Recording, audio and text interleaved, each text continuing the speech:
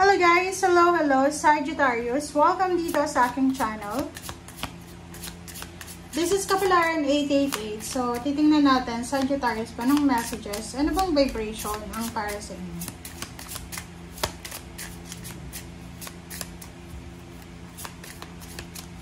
Okay. Sagittarius, mysteries. OMG. Parang nakikita natin dito, Sagittarius, mayroon kang misteryo, sekreto, na posibleng matutuklasan sa linggong ito.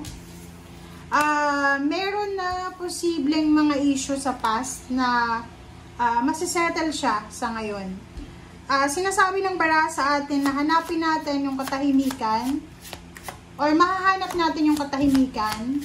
It's either sa nature, sa pamilya, sa loved ones, or mahanap natin, like for example, mayroon kang nanggagalaiti ka sa mga issues sa past na hindi ka makapag-forgive, hindi ka makapagpatawad. And ngayon, parang nakikita ko na ma-realize mo na kaya pala nangyari yun sa past kasi ganito, ganyan. And maraming revelation, marami kang matutuklasan about sa past mo. Okay? About sa past mo or past ng ibang tao. Alright, so, if may mga health issues tayo, sinasabi ng baraha, magpatingin kayo sa doktor bago kayo sumabak sa mga herbal or mga kung ano man yan, na mga holistic healing kasi mas importante na na-check ka yung dugo mo, yung kung ano yung mga kailangan mo. Okay? Alright, so,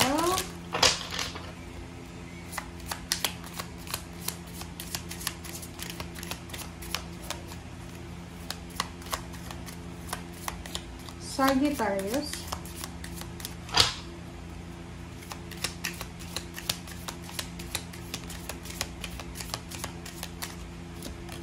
Okay, number 22, Jack of Heart. This is book. Talagang discovery to eh. Dalawa yung baraha mo dito, Sagittarius. So, nakikita ko na meron kang madidiscover na katotohanan. This is revelation. There's a revelation ng truth. May misteryong posibleng lalabas. Okay, so kung ano man yan na itinatago sa'yo, Sagittarius, ay lalabas siya sa linggong ito. Okay, number 20. This is lilies. Sinasabi ng baraha dito na ang ibig sabihin ng lilies ay happy life. Okay? And since yung mga nasa paligid niya ay wala namang cloud, so hindi ka dapat na natatakot about enjoying your life. Diba? So, just be happy. Wow! Number 1, the sun is here. So, there's a celebration. There's a celebration of peace, harmony. There's a celebration of love, of success na posibleng darating sa'yo. And this week ay sobrang happy. Sobrang happiness. Sobrang contentment yung mararamdaman mo. Surprises. Wow! And dito naman, sinasabi number 40, OMG. So, kung makikita mo dito, nakikita ko na sobrang selebrasyon ang magaganap ngayong linggong ito. Okay? So, please comment down below if you resonated. Ano ba yung okasyon na isa-celebrate yung Sagittarius ngayong linggong ito? Kasi, kung makikita mo dito, dalawa yung baraha mo na nagsasabi dito na meron talaga na selebrasyon na pwedeng magdadala sa'yo ng happiness. And dito din, may inuman, kantahan, or kano pa man siya, na pwedeng maging rason para maging masaya ka. Okay? And dalawa yung mystery card mo. So, sinasabi ng baraha, maraming mga, kumbaga nasa kamay mo yung susi para doon sa, para matuklasan mo kung ano yung mystery. Or kung ano yung sikreto. Or yung kung anong mangyayari ngayon ay connected siya sa future mo. Okay. Wow! Kung makikita mo dito, there's a 5 of swords. And dito naman, knave of swords.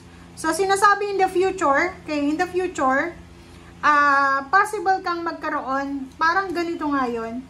Pwedeng yun yung isa sa rason kung bakit magkakaroon ng celebration is because of mga job offer international, or pwedeng mayroong ditong celebration na magaganap, it's because of future plans. Ang problema lang, iwasan natin yung pagdadalawang isip. Like, may mag-offer sa'yo ng job, international or local, pero ano siya, unexpected yung offer na to, na pwedeng magdala sa'yo ng sobra-sobrang tagumpay. Maraming pera. Promotion, salary increase. May mag-offer sa'yo ng partnership and collaboration sa business. Alright? Oh. Tatlo na yung mystery natin. Kasi meron ditong high priestess, mysteries. So, yun. Wow. Makinig ka sa sinasabi ng iyong intuition. Nakinig ka dito sa barahan mo eh. In the near future, eto hindi pa siya nire-reveal ha. Pero, sa mga susunod, it's either yung pinakamatagal dito is 2 years. 2 years or 4 months or 2 months. Sinasabi ng barahan na may matutuklasan ka na pwedeng magdala sa'yo ng power. Magdala sa'yo ng power eh.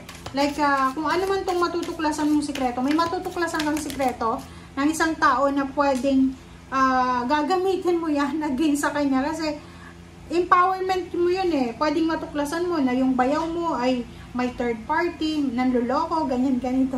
So, nakikita ko sure dito na may advantage ka sa sekreto na yan na matutuklasan mo. Wow! Alright, oh. Diba? Kung ano man tong hinihintay mo, ay matutuloy na siya. Okay, there's a good news coming.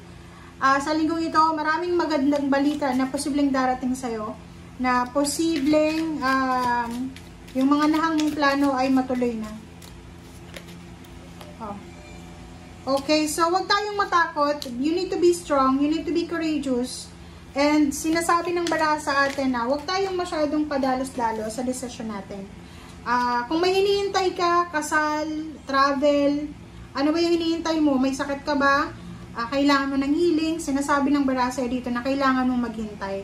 If you're looking or waiting for a visa, contract signing, if you're waiting for something na alam mong matagal mo na siyang hinihintay, or naghihintay ka na maayos yung pamilya mo, yung friendship nyo, yung collaboration or partnership, kinakailangan mong maghintay, kailangan mong magpasensya, and iwasan natin yung tamang hinala, yung selos, iwasan natin maging negative, iwasan natin yung pagdududa, and be a bigger person dito. Okay? Wag na wag mong i-give up yung relationship na mayroon ka sa ngayon. It's because of mga, like for example, mga nararamdaman mong selos, nararamdaman mong negative. Kasi, ano lang yan eh, this is the devil, it's the temptation siya.